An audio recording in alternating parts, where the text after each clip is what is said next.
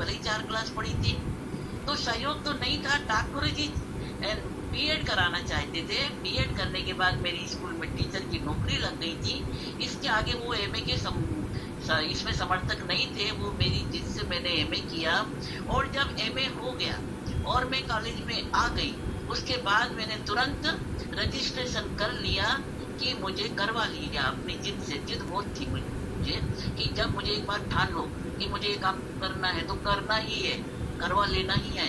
उसके लिए बहुत ज़्यादा मेरा आक्रोश भी रहता था, नाराज़गी भी रहती थी, और ये कैसा, ये काम नहीं करूँगी, वो नहीं सुनूंगी, इस तरह का भी एक व्यवहार रहता था। तो जब रजिस्ट्रेशन हो गया एमए पीएचडी के लिए, तो विषय कैसे चुना जाए, तो जो नागपुर यूनिवर्सिटी के प्रोफेसर थे रामेश्वर शर्मा सर, हम उनके घर जाते थे। ठाकुर जी का इस विषय में मुझे बहुत सहयोग मिला कि भले ही वो मना करते थे, लेकिन जब काम करना है और मुझे करवाना है तो वो मेरा साथ देते थे। और साथ देने के लिए मैं जो कहती थी, आज गाइड से मिलना है, आज सर से मिलना है, आज लाइब्रेरी जाना है, आज ये किताबें चाहिए, तो इस तरह से वो मेरा साथ देते थे, मुझे साथ लेकर जाते थे।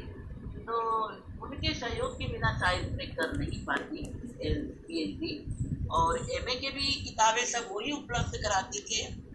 मैं स्कूल की नौकरी में थी उस समय तक। मेरे बेटा बेटी भी थे। मेरा बेटा का जन्म 78 में हुआ था, 80 में बेटी आ गई थी, 82 में दूसरी बेटी का भी जन्म हो गया था। यानी 3 बच्चे, घर परिवार, रिश्तेदार, और उसके साथ नौकरी, फिर अपनी पढ़ाई, और उसके साथ मेरे सामाजिक कार्य भी चलते थे, क्योंकि ठाकुर जी स्वयं एक सामाजिक कार्यकर्ता थे। वो जब मैट्रिक में थे तब से अपने वाल्मीकि समाज के लिए, दलित पिछड़े समाज के लिए काम करते थे।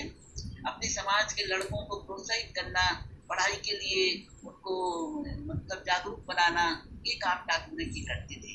जब मैं विवाह होकर आई तो शादी के 1 महीने बाद ही ठाकुर जी मुझे ऐसी मीटिंग में, कार्यक्रमों में ले जाने लगे थे।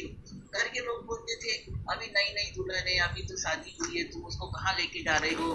तो वो कहते थे कि हम केवल पति पत्नी नहीं है, सामाजिक कार्यकर्ता है, समाज के लिए हमारा जिम्मेदारी है, हमारा योगदान होना चाहिए। इस तरह से उन्होंने मुझे सामाजिक काम से जोड़ा, और शिक्षा के क्षेत्र में भी जहाँ जहाँ मुझे उनके सहयोग की जरूरत पड़ी, उन्होंने पूरा सहयोग किया।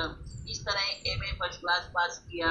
इसके बाद पीएचडी, जो 86 में मेरा रिजर्वेशन ये किया गया था, पीएचडी का रजिस्ट्रेशन, और 90 में मेरा काम पूरा हुआ।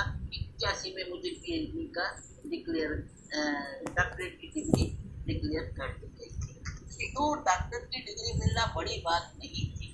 मेरे अंदर भी कोई गुमान नहीं था कि मैं बहुत शिक्षित हूँ, बड़ी शिक्षिका हूँ, बड़े ऊंचे पद पे हूँ, मैं कॉलेज में पढ़ाती हूँ, क्योंकि उस समय ठाकुर जी हाई स्कूल में ही टीचर थी, और उनका जो एजुकेशन था एमए बीएड थे, एमए बीएड। तो ऐसा नहीं कि मैं उनसे ज़्यादा पढ़ गई या मेरे पास गुमान हो गया, ऐसा नहीं था। विनम्रता थी, और वो हर बात में यही कहते थे, तू मेरे सामने क्या है, तू कुछ नहीं है, तेरी डिग्री क्या है, कुछ नहीं है। तो मैं कहती थी, हाँ भाई तू सही कहती हो, तू ठीक है। तो ये विनम्रता भी थी, और जहाँ अच्छे काम के लिए आग्रह करना चाहिए वह आग्रह भी था। और उसके साथ वो एक पढ़े लिखे व्यक्ति थे, सामाजिक कार्यकर्ता थे। वो जानते थे कि सामाजिक व्यक्ति को कैसे रहना चाहिए, समाज के लिए हमारी क्या जिम्मेदारी है। इस तरह उन्होंने भी मुझे आगे बढ़ने में सहयोग किया। तो मेरी एमए पीएचडी और आगे का जो लेखन प्रकाशन, ये सब चलता रहा। तो भले ही उन्होंने उनकी सहमति से नहीं हुआ, लेकिन उन्होंने भी नहीं किया, क्योंकि अब जब मुझे एक किताब प्रकाशित करना है और प्रकाशक के पास जाना है, तो मैं उन्हीं को लेकर जाती थी। पहले उनकी साइकिल पर चलती थी, पूरे नागपुर में कहाँ जाना है, किससे मिलना है, वो डबल सीट मुझे बिठा के चलते थे। और फिर उन्होंने स्कूटर खरीदा, तो कोई मेरी रिश्तेदार, कोई मेरी ननद, कोई भी महिला पूरे नागपुर में इतना नहीं घूमी होगी अपने काम से, जितना कि मैं ठाकुर जी के स्कूटर पे बैठकर घूमी।